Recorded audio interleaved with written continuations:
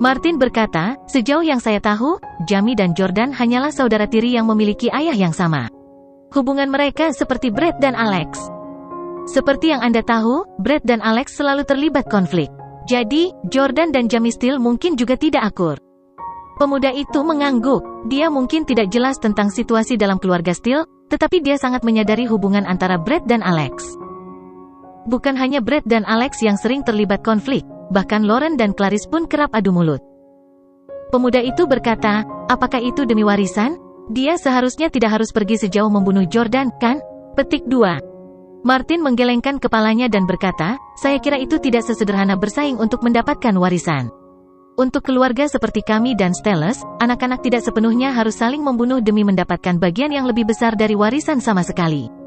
Ya, karena uang yang dimiliki keluarga seperti kita sudah cukup bagi keturunan untuk menjalani kehidupan tanpa beban selama sisa hidup mereka.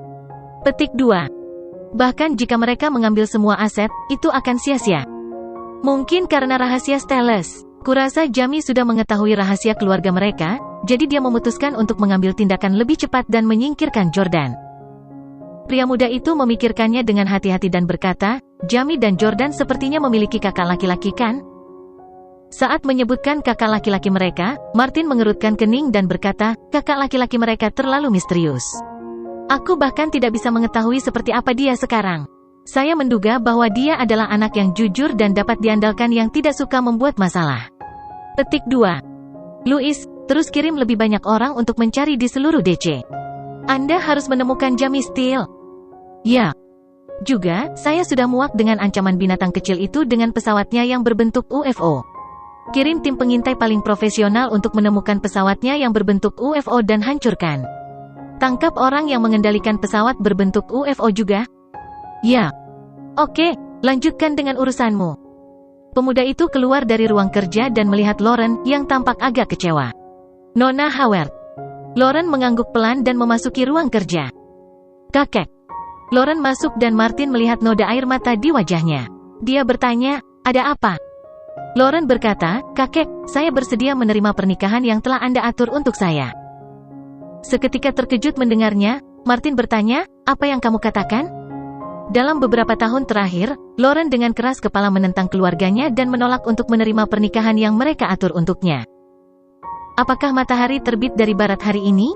Dia benar-benar bersedia menerima perjodohan itu?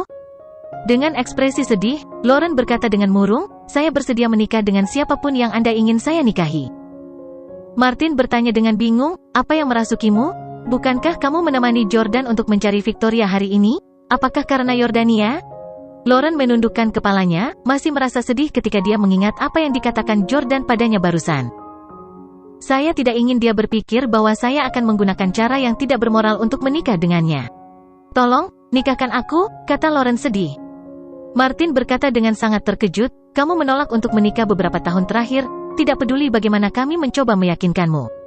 Namun, Anda sekarang telah memutuskan untuk menikah dengan orang lain sehingga Jordan tidak akan salah paham dengan Anda? Lauren, sepertinya kamu sangat menyukai bajingan itu.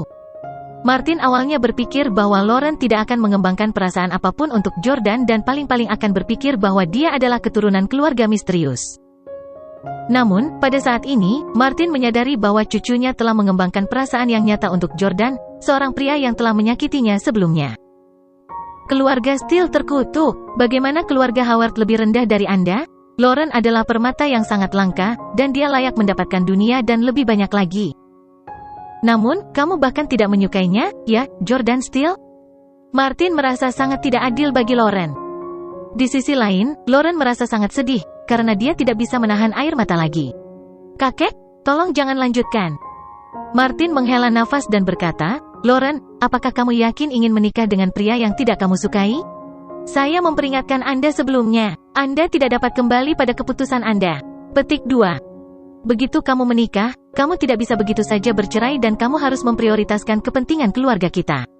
Bahkan jika kamu dianiaya oleh suamimu dan keluarganya, kamu harus menanggungnya. Bisakah Anda melakukan itu? Lauren mengingat Chris, pria jangkung tapi menjijikkan yang sebelumnya telah dijodohkan dengannya. Lauren mengertakkan gigi dan berkata dengan sedih, aku bisa melakukannya. Oke, aku akan menelepon Chris sekarang. Pulanglah dan tunggu pembaruan saya. Petik 2. Lauren menyeka air matanya dan berbalik untuk pergi. Martin menggelengkan kepalanya. Dia awalnya berpikir bahwa dia bisa menyatukan Lauren dan Jordan dan kemudian menemukan rahasia Stellus melalui Jordan. Setelah menikah, keluarga Howard juga akan menjadi lebih kuat baik di dalam maupun di luar negeri. Sayangnya, rencananya gagal. Martin memanggil Chris dengan enggan. Pada saat ini, di sebuah villa tertentu di DC, seorang aktris lokal terkenal mengenakan gaun putri dan bersandar pada seorang pria tinggi dan kekar. Pria itu tidak lain adalah Chris. Ini bukan rumah Chris tapi kediaman aktris. Karena dekat dengan bandara, dan memiliki lingkungan yang menyenangkan, banyak selebriti yang suka membeli properti di sini. Aktris itu bernama Scarlett, yang diimpikan banyak pria. Dia telah bertindak sebagai seorang putri di beberapa film dan memainkan peran dengan sangat baik. Itulah alasan mengapa Chris membuatnya berdandan seperti seorang putri sekarang. Itu seperti bagaimana beberapa pria berfantasi tentang berhubungan intim dengan pramugari dan dengan demikian, membuat pasangan mereka berdandan seperti pramugari. Sambil menikmati keindahan dalam pelukannya, tiba-tiba Chris menerima telepon dari Martin. Chris segera duduk tegak dan mendorong Scarlett ke samping sebelum mengangkat telepon. Howard, Sir. Chris, aku tidak mengganggu istirahatmu di jam selarut ini, kan? Tidak, aku masih berlatih seni bela diri. Apa masalahnya? Tolong ungkapkan pikiranmu. Oh, aku punya kabar baik untukmu. Lauren telah setuju untuk menikahimu. Chris terkejut dan dipenuhi rasa tidak percaya setelah mendengar kata-katanya. Apa katamu, Lauren sudah setuju untuk menikah denganku? Martin berkata, itu benar. Chris, kita akan menjadi keluarga mulai sekarang. Kalian mendiskusikan pernikahan dan menetapkan tanggal. Petik 2. Dengan gembira, Chris berseru, baiklah, saya ingin mengadakan pernikahan sesegera mungkin. Bagaimana dengan akhir bulan ini atau awal bulan depan? Martin berkata, diskusikan masalah ini dengan Lauren. Anda dapat memilih untuk segera menikah atau menunggu sebentar. Petik 2. Terima kasih, kakek. Chris dengan gembira mengubah cara dia berbicara kepada Martin. Lauren adalah wanita paling cantik di DC, jadi Chris merasa dia pasti akan mendapatkan banyak kemuliaan jika dia bisa menikahi Lauren. Lagi pula, Chris sudah lama menyukai Lauren. Setelah menutup telepon, aktris bernama Scarlett itu mulai melepas tiaranya yang berat dan bahkan terlihat agak berang. Untuk apa kau melepasnya? Chris bertanya. Takut berkata dengan marah, kamu sudah akan menikahi wanita lain. Mengapa saya harus terus memakainya? Chris berjalan mendekat dan memeluk Scarlett, yang memiliki sosok yang sangat baik. Dia berkata dengan senyum sinis, sayang, aku menikah dengan Lauren tidak menghalangi aku memanjakanmu. Berpakaian seperti seorang putri, Scarlett berkata dengan menggoda, meskipun saya hanya seorang aktris yang sedang naik daun, saya tahu tentang Lauren Howard, wanita paling cantik di DC. Apakah Anda masih akan datang dan melihat saya bahkan setelah Anda menikah dengan Nona Howard? Scarlett adalah selebriti populer yang diidolakan oleh banyak orang dan dikejar oleh banyak taipan kaya. Namun, dia tahu betul bahwa dia tidak layak untuk Chris dan tidak bisa menikah dengan pria yang termasuk dalam lingkaran kelas atas DC. Alasannya, banyak aktris seperti dia telah tidur dengan investor dan direktur yang tak terhitung jumlahnya sejak mereka bergabung dengan industri hiburan, dan tidak lagi memiliki kesucian untuk dibicarakan. Keluarga bergengsi seperti Howard dan Hanks biasanya harus mematuhi aturan ketat yang menetapkan bahwa ahli waris laki-laki sama sekali tidak diperbolehkan menikahi wanita yang bekerja di industri hiburan. Chris tersenyum dan mengangkat dagu Scarlett, yang jelas-jelas dia telah menjalani operasi kosmetik. Kenapa aku tidak bisa datang? Scarlett berkata, bagaimana kamu bisa punya nyali untuk main-main setelah menikahi Howard? Apakah kamu tidak takut bahwa Lauren dan keluarga Howard akan marah padamu? Chris tertawa dan berkata, begitu Lauren menikahiku, dia akan menjadi wanitaku dan dia harus menuruti perintahku. Saya akan bertanggung jawab atas semuanya. Dia tidak bisa mengendalikanku. Adapun kakeknya, dia pasti bisa menebak kalau aku punya kekasih di luar nikah. Baginya, tidak ada yang lebih penting daripada keuntungan.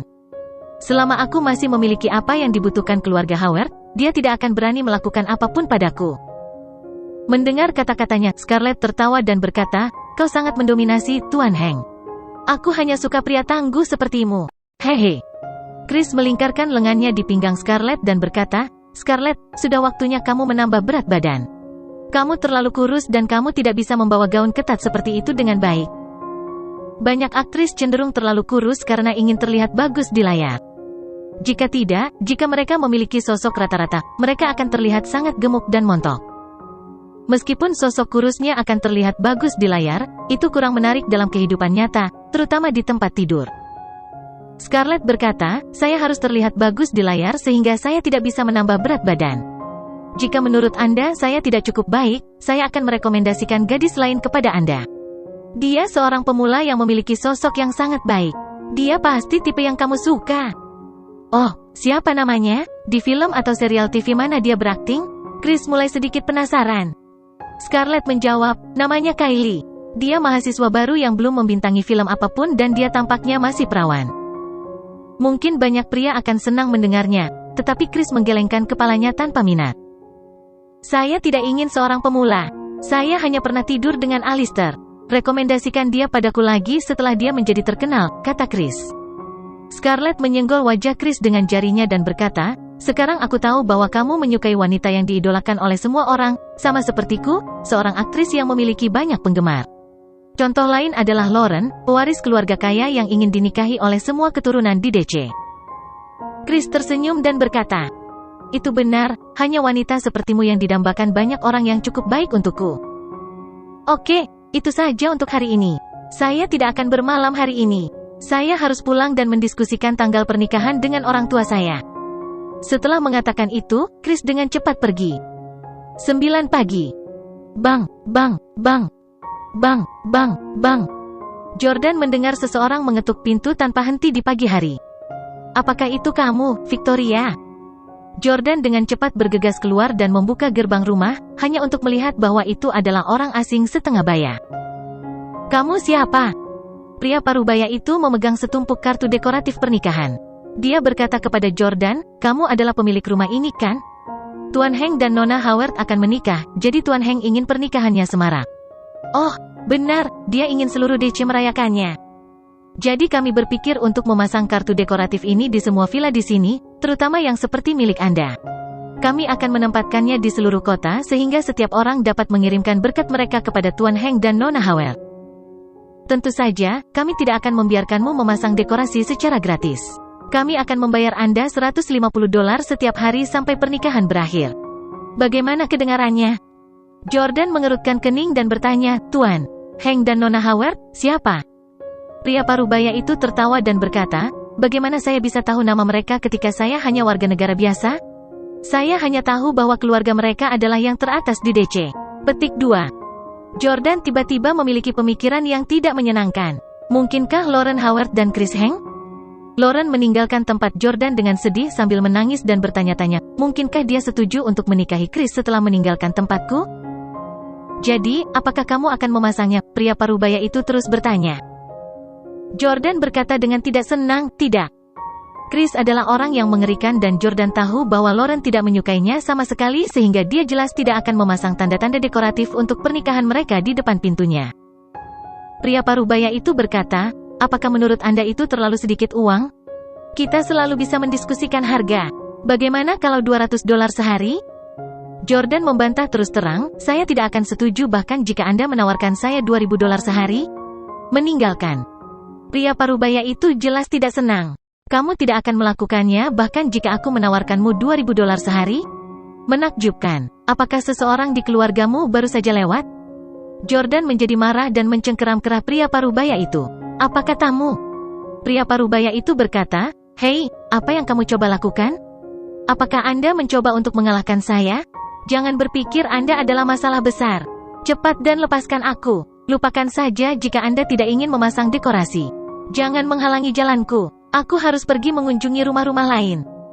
Juga, izinkan saya memberitahu Anda, saya mungkin belum pernah bertemu Tuan Hank sebelumnya. Tetapi karena saya di sini untuk mengirimkan kartu, saya dianggap bawahannya jadi jika Anda berani menyentuh saya, itu sama saja dengan menyinggung perasaan Tuan Hank dan keluarganya. Apakah kamu mengerti? Jordan berpunuk dingin dan berseru, saya sudah lama menyinggung Tuan Hank yang Anda kagumi. Jordan sudah memukuli Chris hingga babak belur ketika dia datang ke DC terakhir kali. Selain itu, Chris tidak berani melakukan apapun pada Jordan. Pria parubaya itu masih belum yakin. Hah, kamu hanya orang luar dari kota lain, tapi sepertinya kamu sangat pandai menyombongkan diri, ya? Biarkan saya memberitahu Anda, bukan masalah besar bahwa Anda mampu membeli bungalow yang buruk ini. Itu bahkan tidak bisa dibandingkan dengan kediaman Hanks. Kamu bahkan menyinggung Tuan Heng, ya? Jika Anda masih bisa tetap aman dan sehat setelah menyinggung perasaannya, saya akan menggantung spanduk ini terbalik. Petik 2. Melihat spanduk dekoratif di tangan pria parubaya itu, Jordan teringat akan Chris dan dengan demikian segera mengambil spanduk itu darinya. Dia kemudian merobeknya menjadi 2. Spanduk itu terbelah 2 tetapi Jordan merasa itu belum cukup dihancurkan. Oleh karena itu, dia terus merobeknya lagi sebelum melemparkan potongan-potongan itu ke udara. Telanlah, kata Yordania. Potongan-potongan yang pecah berkibar di udara sementara pria parubaya dari DC benar-benar ketakutan. Kamu, beraninya kamu merobek spanduk perayaan pernikahan Tuan Heng? Nak, kamu dalam masalah? Saya ingat nomor unit Anda. Jika Anda punya nyali, jangan pergi. Saya akan memberitahu Tuan Heng tentang hal itu sekarang. Begitu dia tahu, dia pasti akan mengulitimu hidup-hidup. Petik 2. Pria itu pergi sambil berteriak. HMPH. Bagaimana mungkin Jordan khawatir tentang Chris yang membalas dendam padanya? Namun, setelah mengetahui bahwa Chris akan menikahi Lauren, Jordan merasa sangat tidak nyaman karena dia tidak ingin Lauren menikah dengannya. Jordan khawatir Lauren secara impulsif menyetujui pernikahan itu, hanya karena dia terluka oleh kata-katanya kemarin. Tidak, aku harus berbicara dengan Lauren. Jordan segera mengunci gerbang rumah dan memanggil taksi ke rumah Lauren. Selain mengobrol dengan Lauren, ia juga bisa melihat putri kesayangannya, Chloe. Tempat Lauren hanya berjarak 10 menit berkendara. Namun, saat dia mendekati rumah Lauren, sebuah SUV Lincoln Navigator tiba-tiba melaju dengan cepat. Bip bip. 1 detik yang lalu, Lincoln berada di belakang taksi yang ditumpangi Jordan dan detik berikutnya, pengemudi Lincoln membunyikan klakson dan mencoba menyalip mereka. Sopir taksi sama tidak senangnya. Siapa itu? Sungguh pengemudi yang tirani. Aku tidak akan memberimu jalan. Oh, itu hanya Lincoln Navigator.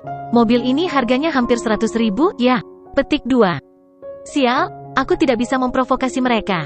Lebih baik aku mengalah.